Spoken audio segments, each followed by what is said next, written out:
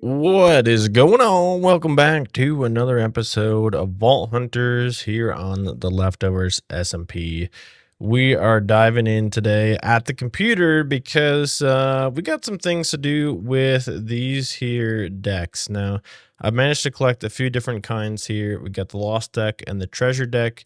And if we look within the system here for boosters, we have been collecting up a whole bunch of these cards over time. And oh, those are gonna come out in a super annoying fashion. We need to open these guys up because I want to start actually trying to build a bit of a deck to help out our build here. So let's maybe start with these ones. Mega Arcanes as well. Evolution, Mega Mix Booster. We'll start with those later on. So I'm just going to start by opening up some of these different card packs and see what we really can get here. Because I really would like, ideally, to get one of these cards that adds to Dash would be really good.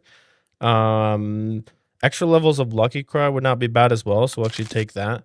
And I'm going to kind of keep in mind, we got the main build we're trying to focus on here with the Dash Bullet we got going on, as well as the Lucky Cry face tank cleave type deal. So the lucky hit actually would help us out here because this gives us extra lucky hit stacks based on the mobs around us. So we'll keep that in mind, but then also keep in mind the stuff for other builds that we may do in the future. So Blizzard Arrow, we got Fire Shot, Porcupine, Warp, Fireball. I mean, we'll keep in mind some of these cards that maybe we can trade with some of the others on the server as well as we're going through some of these. Rampage, +1 level and Dash. Is this going to affect my Dash Bullet? +1 level and Dash if there are at least 4 red row evolution cards. +1 level and Dash if they're at most 2 column cards. If there are at most 2 column cards, how would that work? If there are at least 4 row evolution cards. I guess we'll take that one for now. We'll have to try to figure out how this whole thing comes into play later on. Now, I'm probably not going to open up every single one of these on camera, so I'm going to go through the rest of these evolution or these arcane cards, and we'll see what kind of good stuff we can come up with here. Some of these we might just have to use for card juice. Let's see. Can I make one of these cards? Between 2 to 5 stat cards. Okay, so stat cards. Stats would be things like... Was that a stat card? Mining speed. Movement speed. I just want to try this out here and see if this actually will work the way I think it's going to work.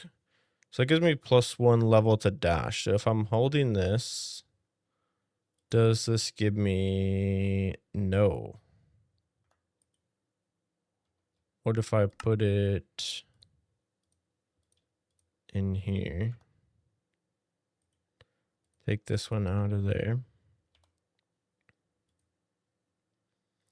No. Okay, so I think it does have to be specific to Dash Bullet.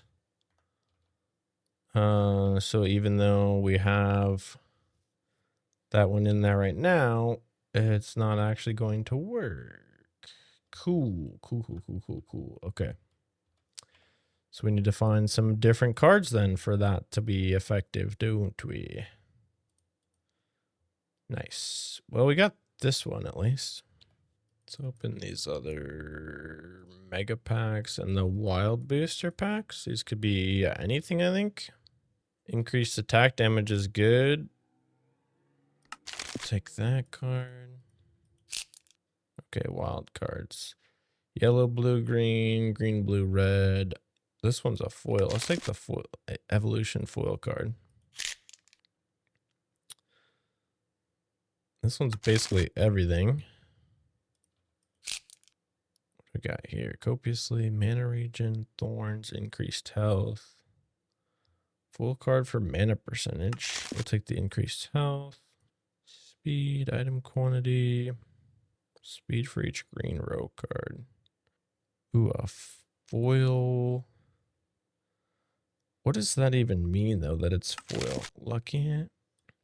Increase attack damage for each yellow row resource card. Ooh. If only it wasn't resource cards and it was different, that would be nice. Take the foil. I don't know if it matters. Guess we don't need a ton of these wild cards, probably. Extra attack damage for each red row card. Those are good. Increased AoE. Those are all kind of bad. Increased attack damage. We like that. AoE, knockback resist. Those are all kind of bad. Okay, we want to probably keep these attack damage ones. We'll play around with those. The rest of these, maybe the lucky hits. The rest of them can probably get juice boxed. So after going through all of the booster packs I had, we managed to come up with this deck here, giving me 6.8 attack damage, some additional increased percentage attack damage. We managed to proc this +1 to lucky hit, along with some resource cards. Now, I don't think this is the greatest resource card. It is an orange card, but 24 tanks is quite a bit. So now that we have these kind of as a base here, what I want to do is figure out kind of which of these cards maybe is going to have the most value to it. I'm thinking one of these two, considering they are going across the entire row here. We'll start with those. And I'm going to grab one of these and go over to the old juice machine here. Plop this guy in here. And now, what is it? For 10 essence, I can upgrade this from a 0.3 to a 0.6. I feel like that is super worth it. So we'll try that out. And then now we went from that to 8.6. I think I'm going to do the same thing with this one as well. We'll put this one in here. Whoops, don't juice it. Only costs 10 to upgrade the first time as well. So it's a level 2. So that brings that up to 0.4 for each now. So 8.9. I think those two are probably our most valuable cards in this deck at the moment. So let's actually take both of these out and see if we can upgrade them again. What does it cost to do a level 2 upgrade? 40 essence. Okay. We can go level 3 on both of them then. And put these back in. This is the red one, goes there. This one goes here. So now we're up to 10 attack and 10% on those. So I feel like that's pretty dang good, honestly. 10 attack damage. So this gives us, let's see, how would I look at this? Does it have to be in there to have it in the right spot? So from 23 DPS to 276 DPS. So, yeah, adding like 50 some DPS for this. Plus we get a extra level of Lucky Cry. Yes, so we got level 5 of that now. Does it tell me what that means? Yeah, looks like we get 9.5 seconds of duration on our Lucky Cry there. So that's going to be pretty nice. Give us some extra damage, and we actually have a bunch of damage cards and stuff left to kind of work with here. So for now, I think that's going to be a pretty good start to a deck. We're going to play around with this more in the future as we find more of these different decks. Because like I said, I've only found a few different ones. We might even try to do like another possible one with one of these other ones. I know I have a few others here, but yeah, you kind of have to pick the cards you want based on the specific build. So I probably have enough in here. I could do a whole nother deck of something else. Like it'd be kind of nice to do just like a really resource heavy deck too, and get like some of the vault diamonds and gold and things through the card decks. But I got more than I can fit in my inventory for now. So I say we try the new deck out with a little vault run. And for this one, I think I'm actually just going to jump in with a brand new, what is this thing called? The challenge crystal, whatever, the ascension deal. Because I failed after 2 vaults last time, and I want to give it another go. So we're just going to pop into one of these. We get ourselves a nice random scav, 5 pottery shards. That's going to be an interesting one. Let's dive right in and see what we can do. Creeper eye, pottery shards, spider soul charms. We need all kinds of stuff here. So I don't remember if I mentioned or not, but this is part of the reason why I want this additional damage. You can see is because I want to be able to get back to one-shotting groups of horde mobs again with my dash, specifically dash bullet. So that is kind of why I really want to get myself a arcane +1 to dash bullet card, because I think that would be a huge upgrade for us. I don't remember exactly how much damage this is doing at the moment. 258. But we're not really able to one-shot a horde of, or a group of horde mobs necessarily like we used to be able to, which is something that I would definitely like to try to be able to get enough. I mean, we do a lot of damage still, but nothing like one-shotting a group of horde mobs.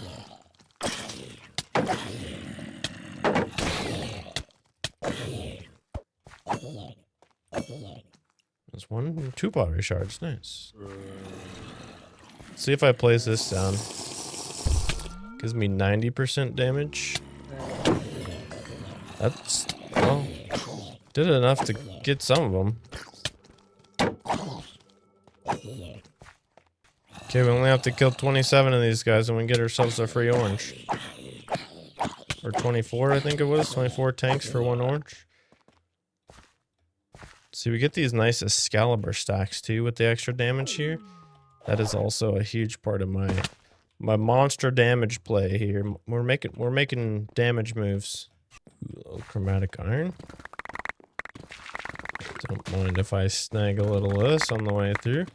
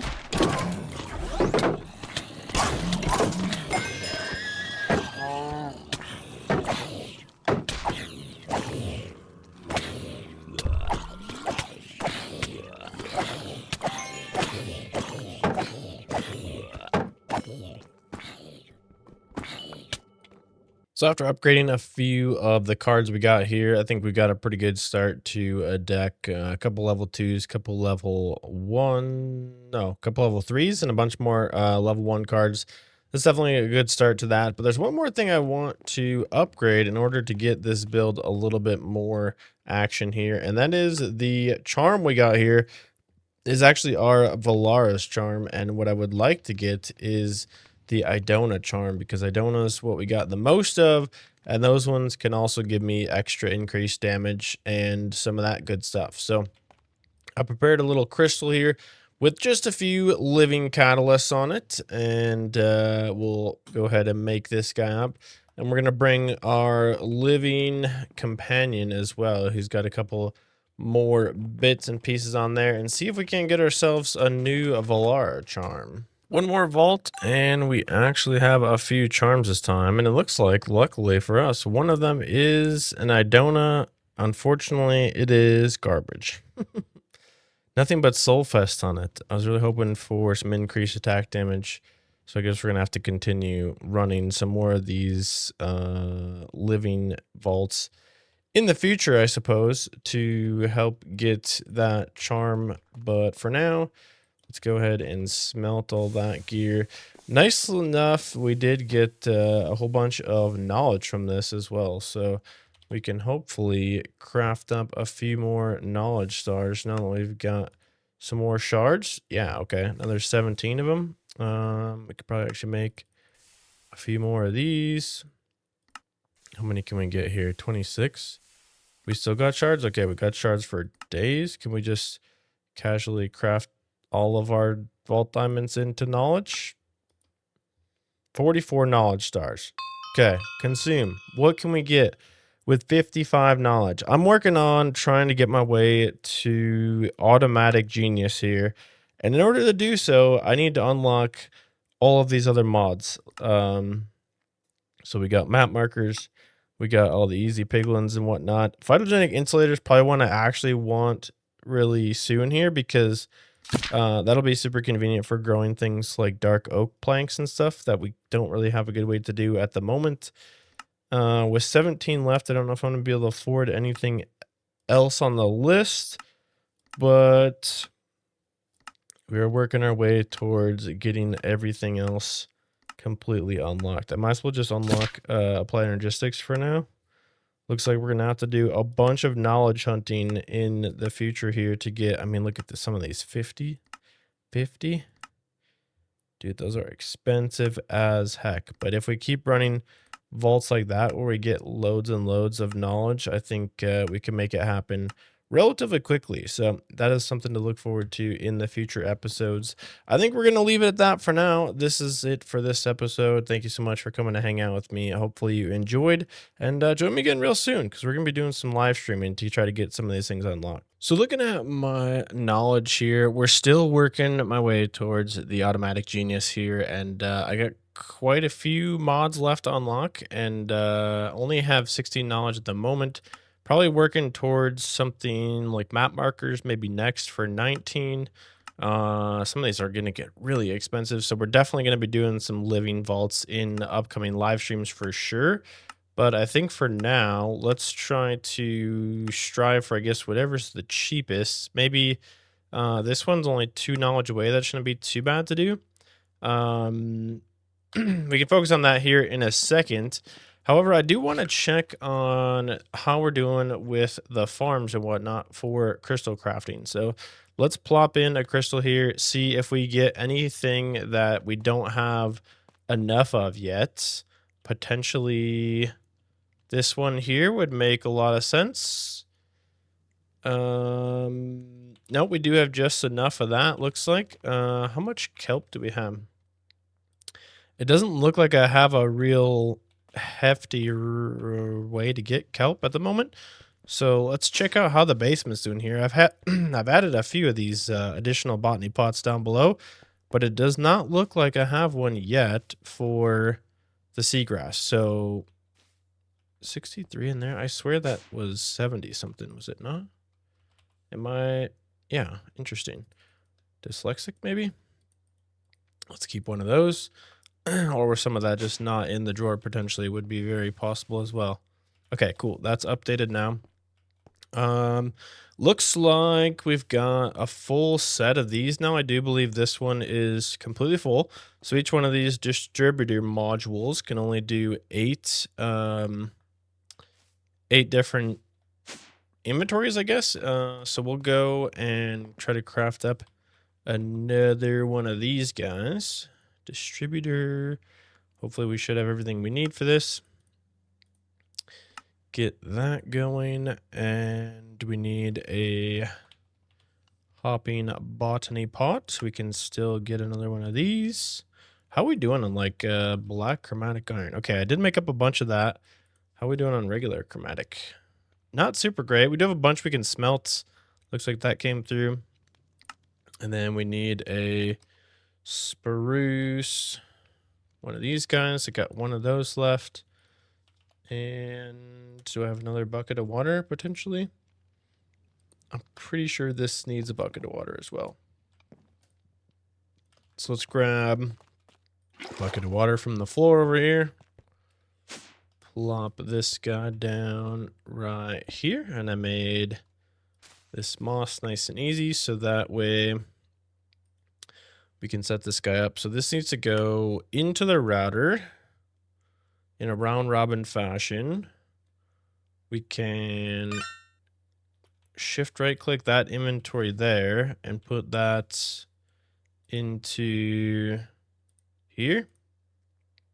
I'm not entirely sure. I think order of these modules does matter sometimes. It kind of depends on the configuration of those, but we'll put in the kelp and a bucket of water, and that should hopefully start growing. Put the support down underneath and put the moss block back for now. And we should start to get that going. And now we'll continue to increase our kelp. So I'm slowly trying to add to this array of botany pots and stuff in the basement here. I've also added over here a constant snowball maker. So this thing has just got a aqueous accumulator down there with the blast chiller that's shooting the snowballs over into the drawer system. Over here, I got... This one's making basalt, I believe. But is it full?